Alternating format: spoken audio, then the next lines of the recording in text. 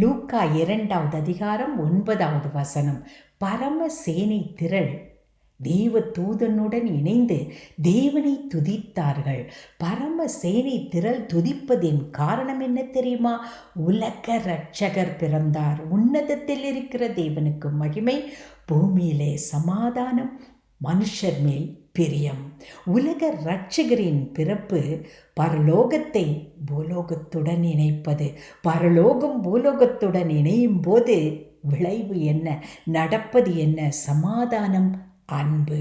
உலக இரட்சகர் பரலோக தேவன் என் உள்ளத்திலே, பூலோகத்தில் இருக்கிற என் உள்ளத்திலே பிறக்கும் போது எனக்கு சமாதானம், அன்பு நிறைகிறது. சமாதானத்தையும் அன்பையும் பெற்றுக்கொள்ள வேண்டும் என்றால் பரலோகம் பூலோகத்தோடு இணைக்கப்பட வேண்டும்.